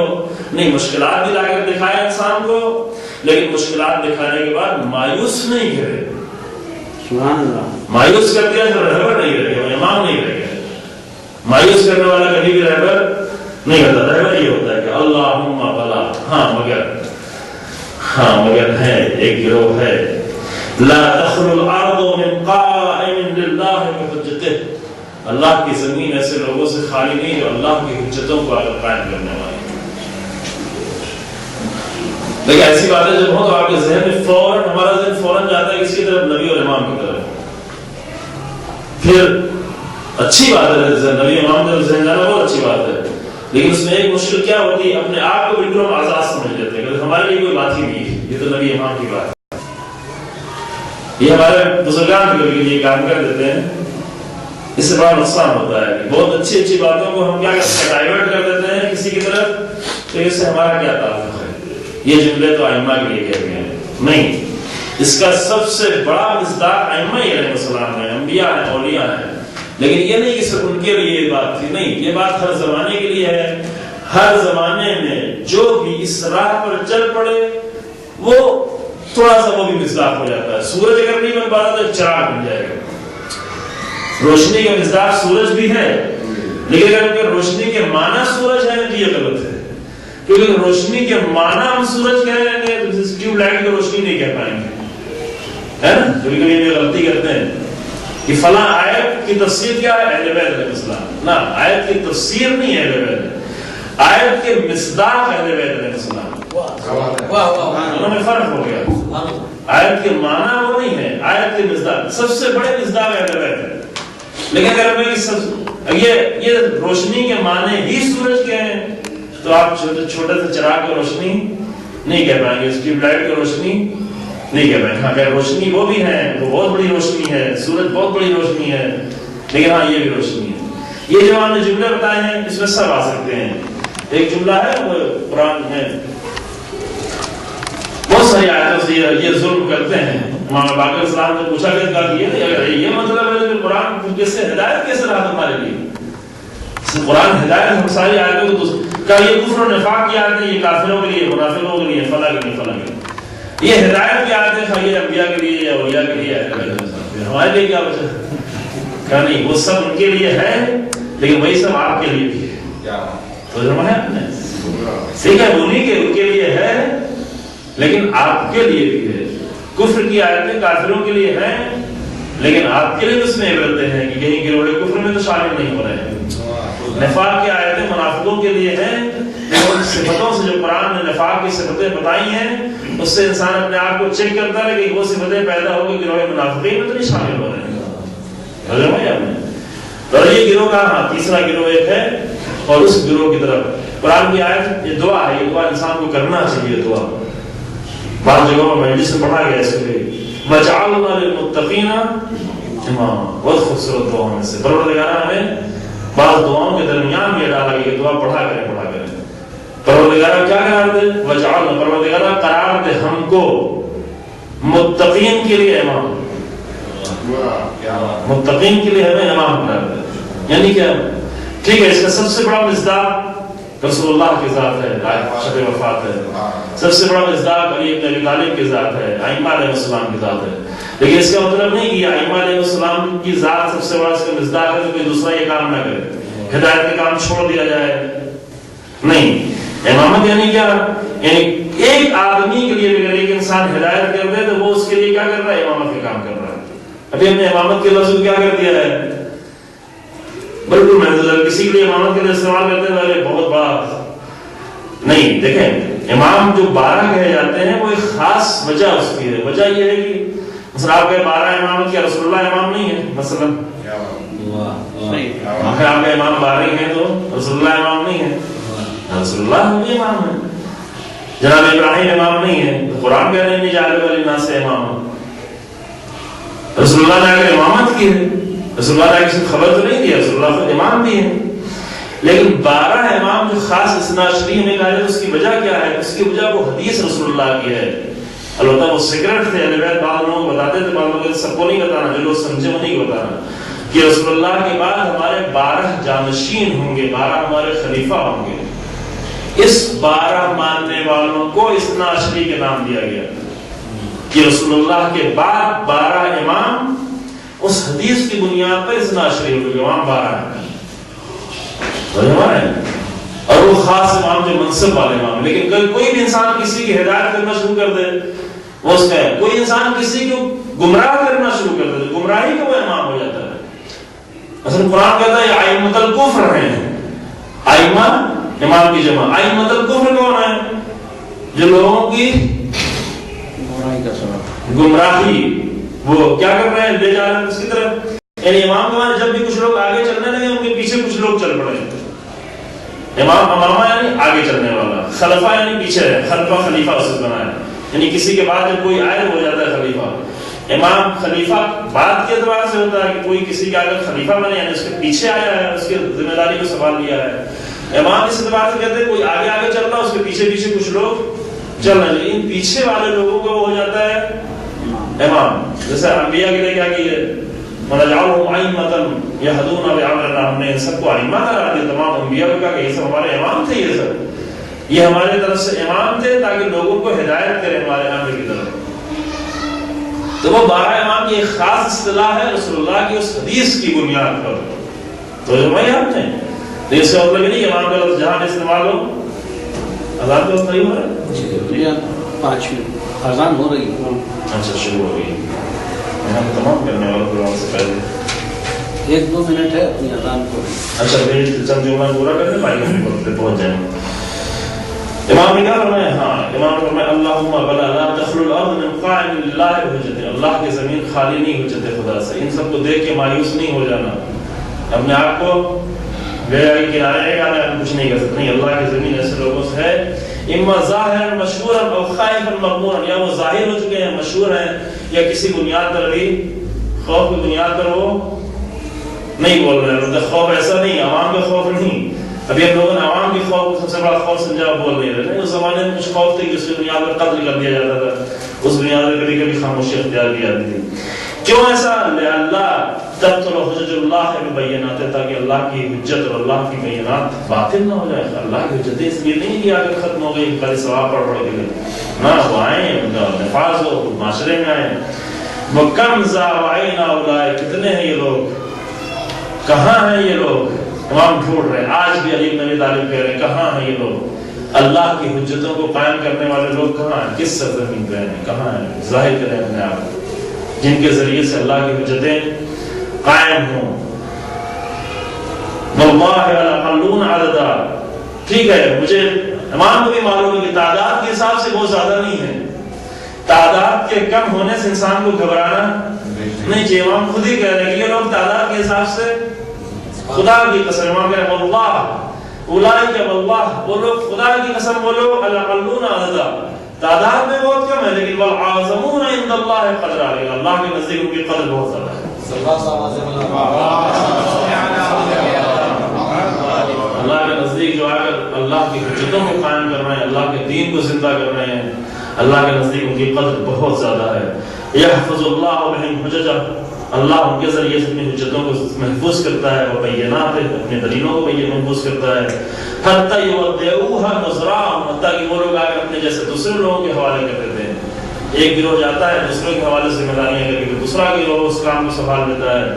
وَيَزْرَعُوهَا فِي قُلُوبِ أَشْبَاهِهِمْ، پھر اس کی جیسے درخت لگایا جاتا ہے، بیج بویا جاتا ہے، اس طریقے سے آگر حکمتوں کے، علم کی، اللہ کی حجتوں کے بیج بو کے جاتے ہیں، لوگوں کے دلوں میں بو کے جاتے ہیں۔ وَحَجْمَا بِهِمُ الْعِلْمَ عَلَىٰ حَقِيقَةٍ بَصِيرَةٍ، علم ان کی طرف آتا ہے بصیرت کے ساتھ آتا ہے، حقیقت بصیرت کے ساتھ آتا ہے۔ وَاشَرُ روح الیقین، روح یقین کے پاس ہوتی ہے۔